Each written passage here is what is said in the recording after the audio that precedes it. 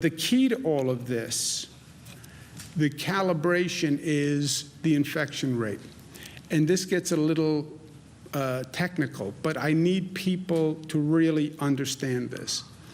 Why don't you open tomorrow? Because we're afraid the infection rate will go up. And everything we've been doing is to slow the infection rate. Well, how do you track the infection rate? We don't. We don't track infection rates. We see hospitalization rates, which are different. A hospitalization rate is a person who got infected and became seriously ill, so they had to go to the hospital. But we don't know how many people have been infected or are getting infected. We only know at this point how many people walk into a hospital, okay? Or how many people get tested in a nursing home. If you have advanced testing, then you'll have a better idea what % of your population has actually been exposed. That's what the antibody testing is all about. But the key is, as you're making this calibration on the reopening of the economy, as you're bringing more people out of their homes, how fast is that virus spreading, and how quickly is that infection rate rising, right? Dr. Fauci said early on that this virus spreads. It does it very well. And we know that, and we've learned it the hard way. The rate of infection is everything, okay? All those early projection models assumed a higher rate of infection, a higher rate of spread. That's why they were calling for so many more hospital beds, many more mortalities, because they projected a higher rate of spread. That has not happened so far. Caveat, so far. We've controlled the beast. We've brought the rate of spread down. If their rate of spread actually happened, we would have been in a much, much worse situation, and we would have been in a really bad place. I mean, their projections were staggering, and it didn't happen because we slowed the models. But remember what they were talking about. CDC, which is supposed to be the preeminent source, 160 million to 214 million people infected, they were projecting. That was only March 13th. That's what the CDC was projecting. You know how many 160 to 214 million are? We only have 328 million people in the country. They were projecting more than half of the population, and maybe 2/3 of the population infected. And that was only a month ago. They were saying 2.4 million people to 21 million people would be hospitalized. You know how many that is? We only have 900,000 hospital beds in the nation. They were saying, by their projection, a minimum of twice as many people would need hospital beds as we have hospital beds. Just imagine that. That was the CDC. The White House Coronavirus Task Force, the same thing. White House Coronavirus Task Force was saying 1.5 to 2.2 million deaths. Deaths. And that was the White House Coronavirus Task Force as of March 31. Okay? Best case scenario, 100 to 240,000 with mitigation efforts. March 31, just over 2 weeks ago. So,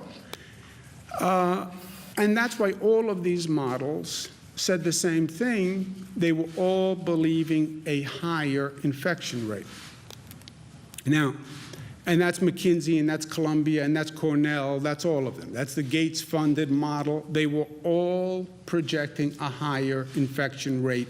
We slowed the infection rate by our actions, and that's why we're in a better position today.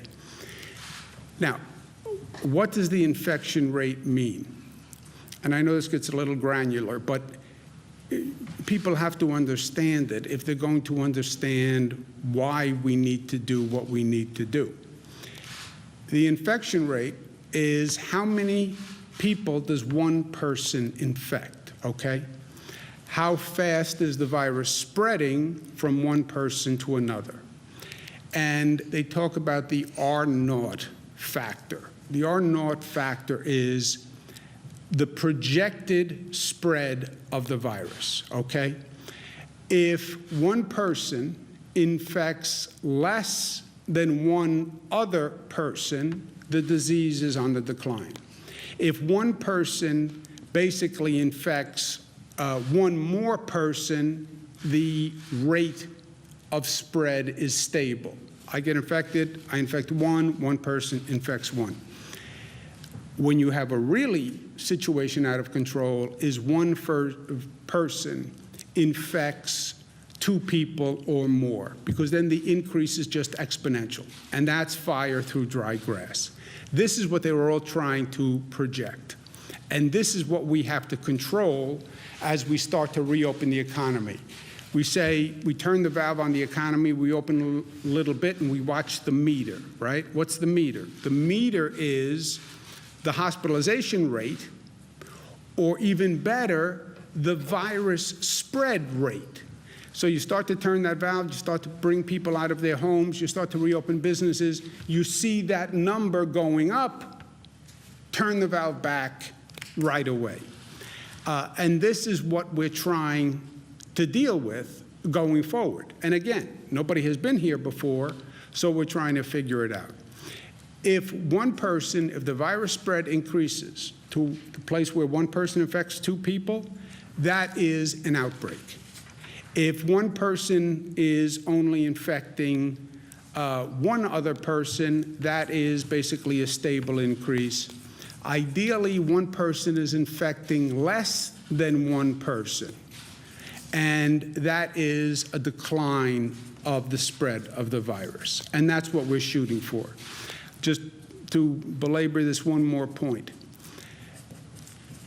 where you've seen an outbreak epidemic spread, it's when one person is infecting more than one other person. That's when you're out of control. On the Diamond Princess cruise, the infection rate was one person infects 2.2 additional people. Wuhan was one person was infecting two people or three people. The 1918 pandemic, one person was infecting 1.5 to 2.8. On our severe projection, one person was infecting 1.4 to 1.8. On the moderate projection, one person was infecting 1.2 to 1.4, okay? What we've done, because of our mitigation efforts, social distancing, stay home, lock the door, we've brought it to less than 1. Our infection spread rate is 0.9, okay? Wuhan, which really closed down everything, and locked it up, Wuhan brought the infection rate down to 0.3, okay? So that's the range we're talking about. But when you think about that, we're at now 0.9, we only have a margin of error of 0.9 to 1.2. 1.2 takes you back to the high projection rate. We're at 0.9. That does not leave you a lot of wiggle room. So you're going to start to phase the reopening. You're at 0.9 now. After this entire close down, if you go to 1.2, you're going to have a problem again. So you see how narrow the window is. But New York pause has worked. The close down has worked. That's how we controlled the beast. That's how we got it down to 0.9. However, we're not there yet. We're just at 0.9. Again, Wuhan got down to 0.3. So we have to continue doing what we're doing. I'd like to see that infection rate get down even more. The New York pause policies, the close down policies, will be extended in coordination with other states to May 15th. I don't want to project beyond that period. That's about 1 month. 1 month is a long time. People need certainty and clarity so they can plan. I need a coordinated action plan with the other states. So 1 month, we'll continue the close down policies. What happens after then? I don't know. We will see depending on what the data shows. What does that mean?